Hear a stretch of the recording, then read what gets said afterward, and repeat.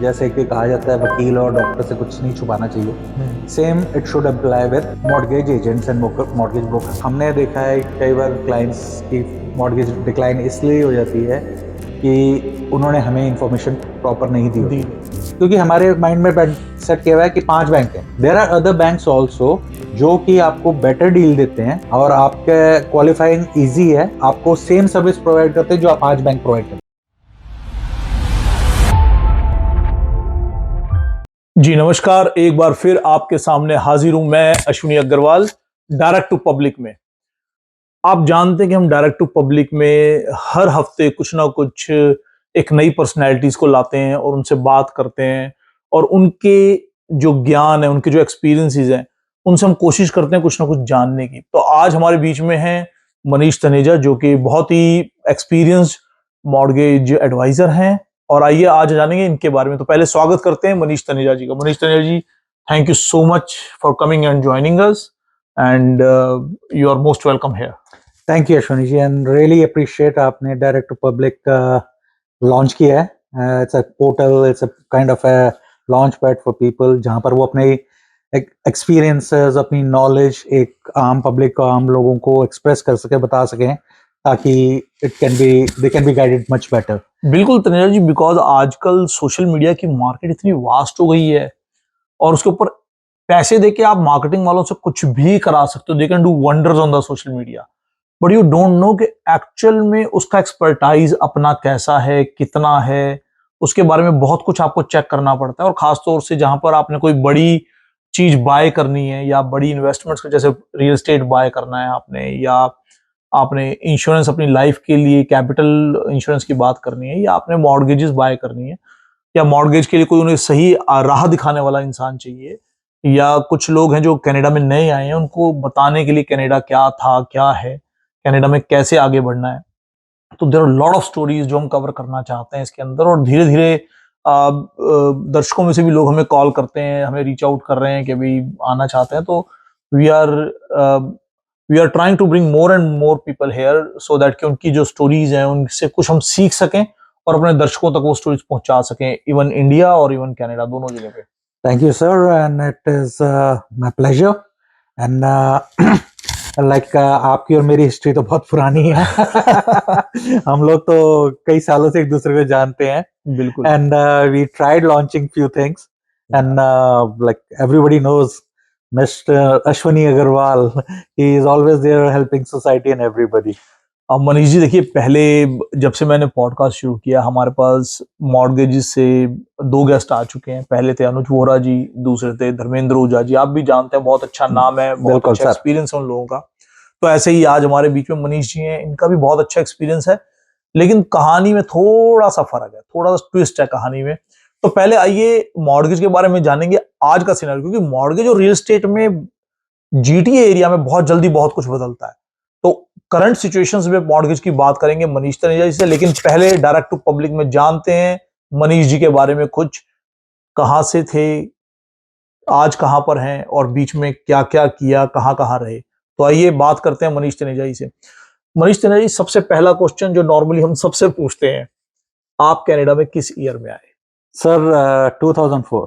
2004। Oh my God, long it's time. 21 years। 21 years. So 21 years आपको Canada में हो गए। हाँ जी।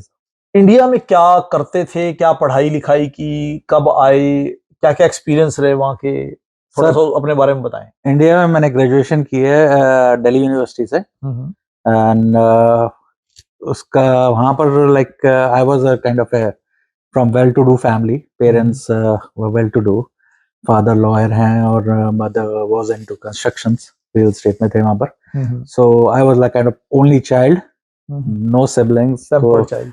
You can say pampered, like overprotected, not pampered, overprotected. Okay. So वहाँ पर ज़्यादा रिस्क लेने की कोशिश करता था, तो whether loss or profit, I was protected by parents. So financially support था, like I was not allowed to तो take इंडिया risk. ग्रेजुएशन आपने कौन से ईयर में की इंडिया में, दिल्ली यूनिवर्सिटी? सर ग्रेजुएशन मैंने की 1994 में। 1994 में ग्रेजुएशन की, और उसके बाद जॉब की, बिजनेस किया, क्या किया आपने? सर जॉब तो नहीं की, पहले मैंने I was trying to get into aviation industry, तो I did commercial pilot course में गया था, लेकिन due Come to on. due to health reasons, sinus and all that, medically I was unfit, so I couldn't complete it. तो जो ये aviation था, like pilot बनना, जैसे ड्रीम होता बच्चों का, आई वांट टू फ्लाई, है ना? So it was your dream, It was my dream, but due to health you were not able to do. yeah, because of my sinus problem, so I couldn't do it. How you feel that time? It was okay. It was because उस वक्त ये था कि भाई, like I got an experience, knowledge कि भाई आप, because I completed my private pilot license course, तो I flew, I was in Patiala flying club, तो वहाँ पर भी एक अजीब सा एक्सपीरियंस मिला when you go there and meet other people and all that, तो it was a kind of a very good experience. तो वहां से छोड़ने के बाद क्या खाली रहे कुछ समय या कुछ ना कुछ? उसके बाद थोड़ा खाली रहा, एंड तो इतने टाइम में जो पीरियड था उस समय ज्यादा टाइम नहीं, ऑलमोस्ट लाइक 6-7 months, 6 देन उस वक्त डेनिम इंडस्ट्री ग्रो कर रही थी इंडिया में, या so I got a contact, a friend who was getting into that business, so he said let's become partner. So we launched, took a distributorship of a brand called Gesture Denim, जो अभी भी है India में, उसकी हमने north India की distributorship ले ली थी. So that was a kind of experience we invested. कैसा रहा business? We learned because we had no experience, no knowledge about that industry, so we lost money, but it was a kind of experience, and like again, being protected by my parents, so I couldn't take too much risk. So I decided after मुझे that. याद है उस जमाने में जो हम college में थे, वही सेम टाइम की बात है ना, तो उस समय हम एक जब ब्रांड की, जब कोई पार्टीज में जाना होता था या कोई गेट टुगेदर होती, तब हम एक ब्रांड की जीन्स रखते थे बाय करके, जो बेयर की होती थी, पेपे की होती थी, या कई और कंपनियां थी, चार्ली होती थी, चार्ली होती थी, रैंगलर होती थी, हाँ, एक वो अक्षय कुमार की भी ऐड आती थी, हाँ, क्या नाम, लेवाइस नहीं, वो कोई नई सी शुरू हुई थी, वो कपड़ा लेके आप बताओ उसको, तो वो उस समय वो जीन्स, अदरवाइज हम जो कॉलेज जाते थे रूटीन में डालने 300-350 रुपए की जीन्स मिलती थी. बिल्कुल बिल्कुल. तो वो हम ज्यादा प्रेफर करते थे. कॉलेज के सारे लड़के सब वही जाते थे, यार यहाँ पे सिर्फ 350 की जीन्स मिलती है, बढ़िया चलती है रूटीन में, तो हम वो लेने जाते थे. तो जो आपको लॉस हुआ, इस वजह से हुआ कि आपका ब्रांड था, या इस वजह से हुआ कि क्यों मार्केट में क्लाइंट नहीं लेकर आ पाए? एक्चुअली उस वक्त मोनोपोली बन चुकी थी. दो मार्केट थी, एक तो थी फॉरेन ब्रांड्स की, लेवाइस, रैंगलर वगैरह, दूसरा था डोमेस्टिक ब्रांड, जैसे कि चार्ली हो गया, पेपे हो गया, एक और एक दो ब्रांड्स और थे जो आप कह रहे अक्षय कुमार के, उनका नाम याद नहीं आ रहा. And then this new brand came in, gesture. एक नए ब्रांड को करने के लिए you have to put up lot of investment and lot of, क्योंकि उस समय रीजन ये था कि या तो सस्ती लो या फिर लेनी है तो उसकी ब्रांड के लिए जिसका नाम चल रहा है. बीच वाले लोग जो डोमेस्टिक ब्रांड थे उसके ऊपर लोग कम जाते. बिल्कुल बिल्कुल. एंड और दूसरा, although the price were competitive, कोई इशू नहीं था, पर एक नए ब्रांड को मार्केट में स्टेबल होने के लिए काफी चीजें काउंट होती है सर. तो उसके बाद sir then I took a decision कि भाई I need to get out of India, because if I stay under protection of my parents, I cannot learn and grow. So I convinced my parents and I moved to States. मैं 6 साल US में रहा. क्या किया वहां पर sir? मैंने अपना एक रेस्टोरेंट चलाया था, barbecue restaurant, with partnership with my family members, और उसमें like we were very good, we were very successful in downtown New York. हमारा काफी अच्छा ब्रांड था, बट अनफॉर्चुनेटली आफ्टर 9/11 के इंसिडेंट के बाद it went down. Market crash हो गई, सब कुछ हो गया, so we decided to shut down. 9/11 के बाद तो बहुत बिजनेस मार्केट में बड़ा रिसेशन रहा है, उस पूरी मार्केट में बहुत रिसेशन रहा है. That's true, right. सो फिर ये फेलियर्स की कहानी है. ये फेलियर्स की थी. फिर उसके बाद I went 1 year back to India. कहते हैं, जब जो एस्ट्रोलॉजर्स की भाषा है, जब कहते हैं टाइम खराब हो, जितना मर्जी अच्छा काम कर लो, जितनी मर्जी अच्छी मेहनत कर लो, जितनी मर्जी अच्छी सपोर्ट हो, पेरेंट की सपोर्ट थी, फाइनेंशियल सपोर्ट थी, ब्रांड अच्छा था, जगह अच्छी थी, सारी अपॉर्चुनिटीज थी, फिर भी फेलियर्स हुए. बिल्कुल sir. I think so failures give you experience and the power to go back and fight. तो उसी चक्कर में मैं इंडिया वापस गया था 1 साल। मैंने बोला कि वे अमेरिका से गए हैं तो लाइक खुले यहाँ मतलब जॉबों की लाइन लगी होगी इंडिया में हमारे वहां पर जाके पता चला अमेरिकन है। हाँ अमेरिकन रिटर्न है, मिलेगी, सब कुछ होगा। वहां गए तो पता चला जी इंडिया में डिग्री के बगैर कुछ मांगते नहीं है, बीए को कोई पूछता नहीं है।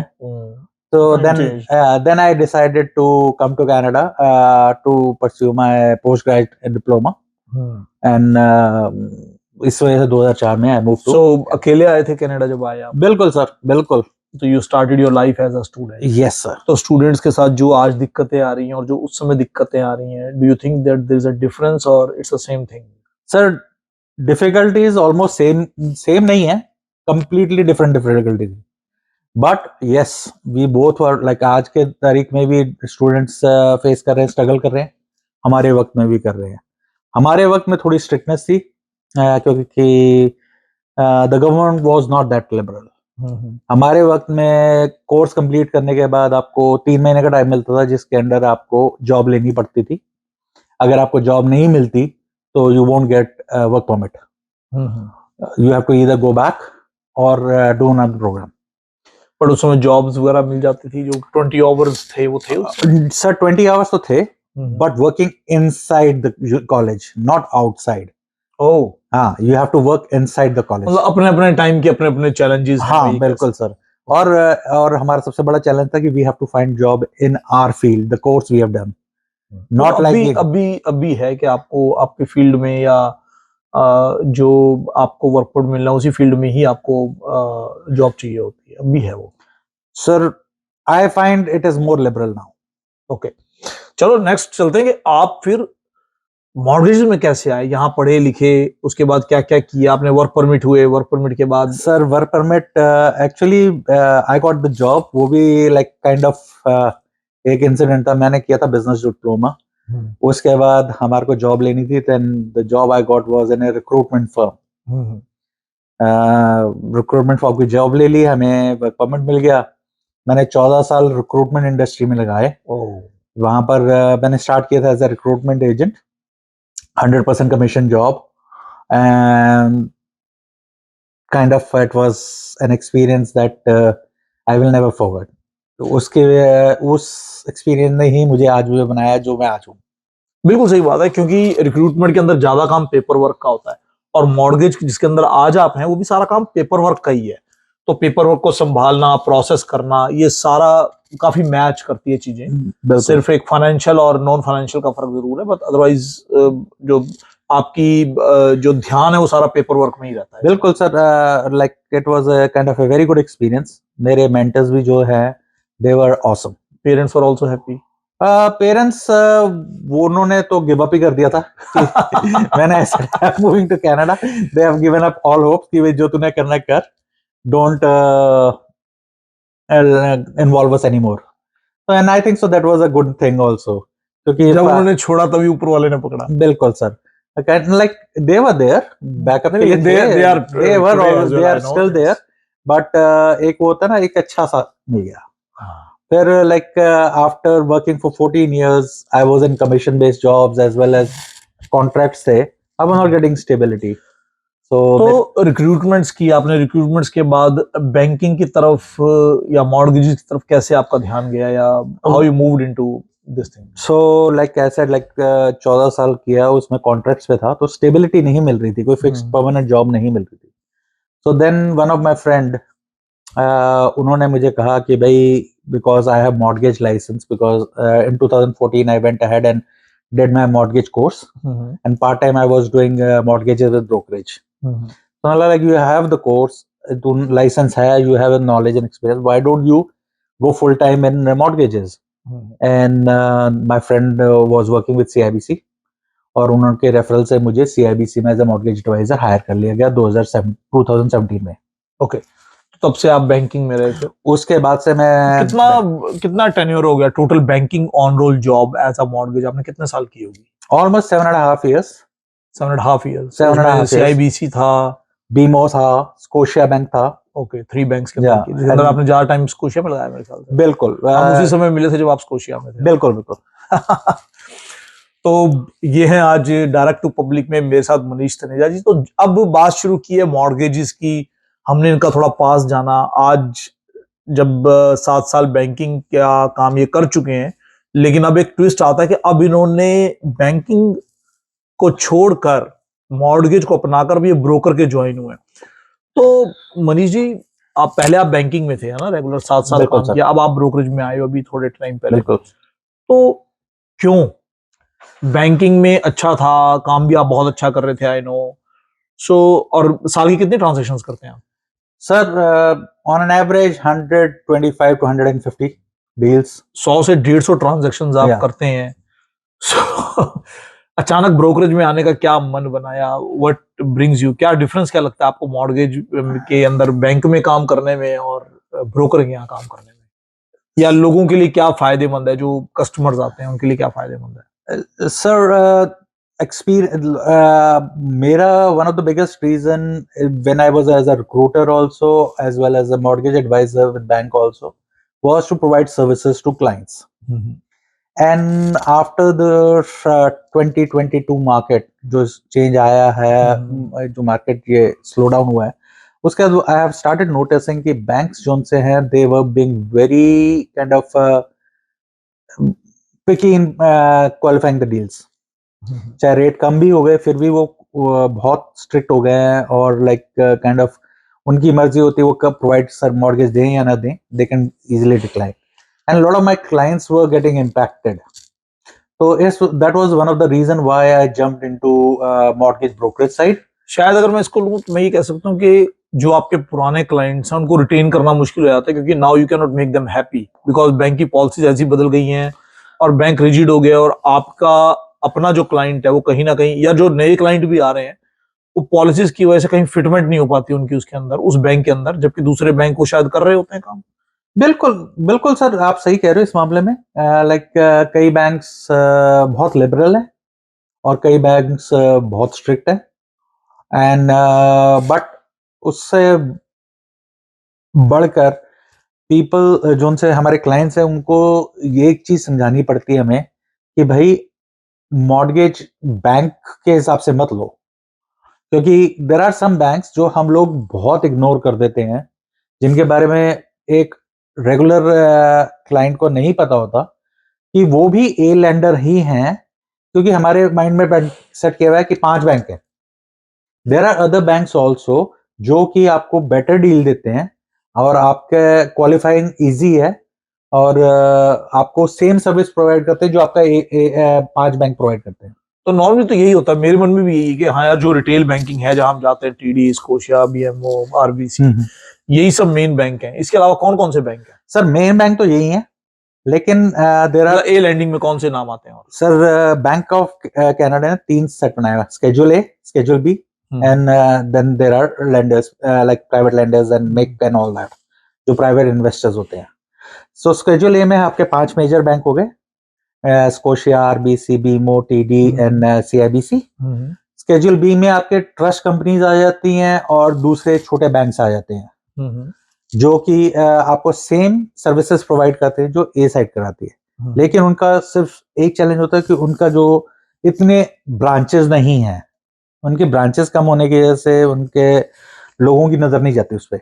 जैसे आपके आईसीआईसीआई बैंक हो गया, आपके इंटरनेशनल बैंक्स हो गए, वो स्केड्यूल बी में आ जाते हैं सारे। ओह, एसबीआई, आईसीआईसीआई Yes. बैंक और ऐसे काफी बैंक, हाँ, इंटरनेशनल बैंक हैं, एचएसबीसी हो गया, हाँ, आपका सिटी बैंक हो गया, बिल्कुल सर। इस तरह के जो बैंक्स हो गए। इनमें काफी बैंक्स हैं जो प्योरली मैंने कभी भी नहीं सोचा ये, हाँ, कभी भी नहीं ये सोचा। कि तो ये बैंक्स होते हैं जो आपको सेम मॉर्गेजेस प्रोवाइड करते हैं, बट ये आप डायरेक्टली नहीं जा सकते, उनके लिए आपको ब्रोकरेज के थ्रू ही जाना पड़ता है। ओके, क्योंकि तो इनका टाइप ब्रोकरेजेस के थ्रू तो है। इसमें एक बड़ी बिजनेस अपॉर्चुनिटी भी आती है एक बिजनेस मॉर्गेज एडवाइजर के लिए। नहीं, और बिजनेस अपॉर्चुनिटी तो सर सेम ही होती है।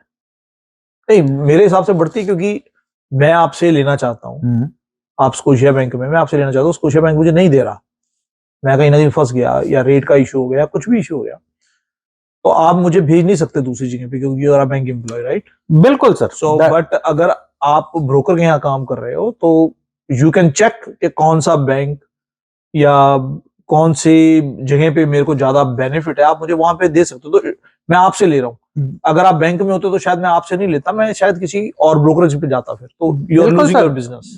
बिल्कुल, but I would say it as more options than business opportunity. एक क्लाइंट के लिए मोर ऑप्शंस आ जाती हैं कि भाई हम उनका केस अलग अलग बैंक्स में प्रेजेंट कर सकते हैं सेम टाइम पे, कि whoever gives the best rate, whoever qualifies them faster, we can go with them. सो आपको क्या लगता है, जो आज की डेट में आपको इतनी, आप 100-150 ट्रांजैक्शन करते हैं साल की, बैंकिंग में इतना टाइम रहे हैं, आप ब्रोकरेज में आज काम कर रहे हैं, इतनी कॉल्स आई हैं आपको, ऑब्वियसली कॉल्स आती होंगी, अगर 150 आदमी हो, लाइक 150 एक साल में कर रहे हो तो कम से कम 500 से 1000 कॉल तो आती होंगी साल में। तो कस्टमर के चैलेंजेस क्या रहते हैं मॉर्गेज लेते हुए? लाइक आपको क्या लगता है कि ज्यादातर लोग जो मॉर्गेज होम बायर्स हैं वो कहाँ गलतियां कर रहे हैं मॉर्गेज एप्लीकेशन के समय में या मॉर्गेज के प्रोसेस के अंदर? Sir, there is one simple thing, जैसे कि कहा जाता है वकील और डॉक्टर से कुछ नहीं छुपाना चाहिए, same it should apply with mortgage agents and mortgage broker. Client जब आप घर खरीदने आते हैं, they should not hide things, they should be very open and direct. शायद उनको लगता है ज्यादा डिस्क्लोज करने से हमारी प्राइवेसी या पर्सनल इंफॉर्मेशन चली जाएगी, बट हमने देखा है कई बार क्लाइंट्स की मॉर्गेज डिक्लाइन इसलिए हो जाती है कि उन्होंने हमें इंफॉर्मेशन प्रॉपर नहीं दी होती। दूसरा सबसे बड़ा और जो मेजर इम्पैक्ट है वो है डाउन पेमेंट। डाउन पेमेंट एक ऐसी चीज है जो कि as a mortgage agent we can't help you there at all, वो आपको ही अरेंज करनी पड़ती है, चाहे आप 5% डाउन दे रहे हो, 10% दे रहे हो, 20 दे रहे हो, 25 दे रहे हो, you should have a clean record for down payment for 90 days in a bank जहां पर आपकी और कोई ट्रांजैक्शन नहीं हो रही। आपने घर लेने से पहले सोच लिया कि मैंने घर लेना है, तो 3 महीने पहले आप अपनी डाउन पेमेंट उस जगह रख दीजिए, उस जगह कोई ट्रांजैक्शन नहीं कीजिए। I will give you an example, अभी मैं कोई डील कर रहा था, उनकी डील सब कुछ हो गया, अप्रूव हो गया, हमें पता चला जी उनकी पेमेंट आ रही है out of country, wire wire transfer. तो वायर ट्रांसफर का ये होता है जी मिनिमम 30 डेज आपके अकाउंट में होना चाहिए। They were doing big transactions every month, not every month बल्कि every other day, of 4000 deposit कर दे, that falls under anti money laundering, which is a very big issue. Unfortunately, we approved the got the deal done, but हमें उनको extension लेना पड़ा, जिस वजह से क्लाइंट को थोड़ा नुकसान हुआ क्योंकि एक्सटेंशन के लिए पैसे there is extra rate of interest and all that stuff, वो सामने की तरफ से हाँ पड़ जाता वो है, उनको पड़ा, एज अ पेनल्टी पड़ जाता है। बट जबकि उन्होंने they said from day one हमारी डाउन पेमेंट रेडी है, we are ready with everything, but last moment पर आके we came to know that their down payment is messed up. तो ये बड़ा इंपॉर्टेंट है कि जब आप होम बाय कर रहे हैं, चाहे आप फर्स्ट होम बायर हैं, चाहे आपका सेकंड है, चाहे थर्ड है, आपकी जो डाउन पेमेंट है, जो बैंक के रूल्स हैं कि 90 डेज आपके अकाउंट में वो होनी चाहिए। आपको लगता है कि इंडिया में मेरे पास करोड़ पड़ा है, 2 करोड़ पड़ा है, मैं मंगा लूंगा, but sometimes that money do not help because of the time line. So make sure ध्यान रखें। बहुत अच्छी सलाह है। हमारे पहले मॉर्गेज के जो इंटरव्यूज हुए, जो गेस्ट आए, उनके साथ हम काफी क्वेश्चंस नहीं कर पाए क्योंकि समय बड़ा लिमिटेड होता है, तो आज कुछ नए क्वेश्चंस हमने इसीलिए रखे हैं। तो कृपया इन बातों का ख्याल रखें कि जब आपकी पेमेंट है, प्रॉपर्टी बाय कर रहे हैं, आप हाउस बाय कर रहे हैं, तो आपकी पेमेंट प्रॉपर एक डाउन पेमेंट जिस भी आप क्राइटेरिया में फॉल करते हो, 5%, 10%, 20%, तो आपकी वो अकाउंट में होनी चाहिए। वो एक फंड दिखना चाहिए बैंकों के 90 दिन से आपके अकाउंट में, तो आपके लिए बहुत आसानी हो जाती है। इसके अलावा और कोई चीज जो ऐसे? मैं उसके अलावा sir like we do lot of other kind of mortgages, जिसमें हम सेल्फ एम्प्लॉयड्स को भी आजकल बहुत अच्छा प्रोग्राम बन गए हैं जिनको केटर कर रहे हैं। आजकल कई बैंक्स हैं जो स्टेटेड इनकम पे चल रहे हैं, but they are not the major 5 banks. They are like Schedule A banks, Schedule B banks. They are started looking at the bank statements of self-employed, कि उनके एक साल की बैंक स्टेटमेंट के एवरेज के बेसिस पे they consider their income. So that is easier to qualify, which is a very good thing.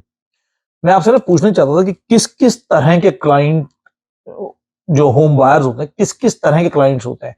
एक तो हो गए जिनकी अपनी कंपनी है, एक वो हो गए जो जॉब करते हैं, एक सेल्फ एम्प्लॉयड्स हो गए। तो इसमें आपको कहाँ क्या लगता है कि किसके लिए ज्यादा टफ रहता है या किसके लिए ज्यादा इजी रहता है, या सर ग्रे एरियाज इनके अंदर? देखिए, इजी इजी और टफ दोनों के लिए।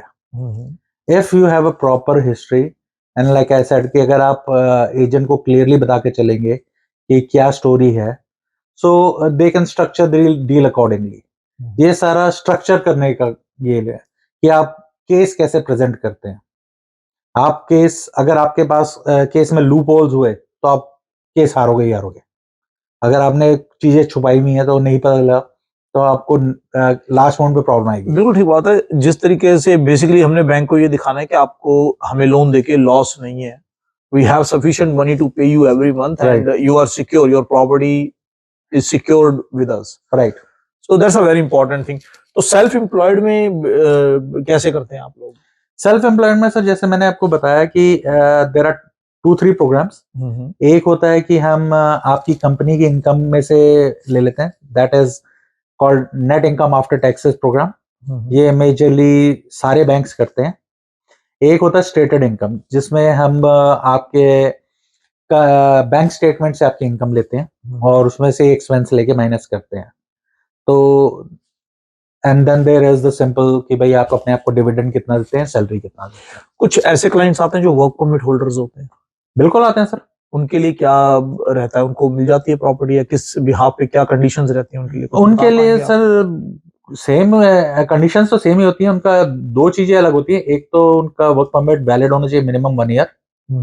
दूसरा उनका जो गवर्नमेंट का रूल है नॉन रेजिडेंट वाला कि दे हैव टू पे 15% टैक्स एक्स्ट्रा, जो कि हमारे मॉर्गेजेस से कोई लेना देना नहीं है। That is completely with the lawyer. बिल्कुल गवर्नमेंट के एम्प्लॉय वो तो फ्रॉम हाँ, सीआरए कह सकते हैं, हाँ। आपके सीआरए का रूल है। वो उसमें हमारा कोई लेना देना नहीं, बाकी रूल्स तो सेम ही है। मनीष जी, आपने 7 साल बैंकिंग की, मॉर्गेजेस की, 100 से 150 ट्रांजैक्शन आप आज की तारीख में कर रहे हैं। अब आप ब्रोकर के आ गए हैं, ब्रोकर के भी आपका काम अच्छा चल रहा है। और तो आज की जो मार्केट है, आपको क्या लगता है इस मार्केट से आगे क्या होने वाला है? कुछ है ऐसा कोई ओपिनियन आपका मार्केट के बारे में? कोई ओपिनियन देना चाहेंगे आप कोई मॉर्गेज मार्केट के बारे में? सर एक्सपेक्टेशन तो बहुत अच्छी है, but again it depends upon the government policies. But आज की तारीख में it is a buyers market. It is the right time to buy the properties because अगर एक बार पॉलिसी चेंज हो गई हैं और like trade war, they are working on it. Mister Trump की दया रही और सब कुछ सही हो गया तो वील वर्क इट आउट।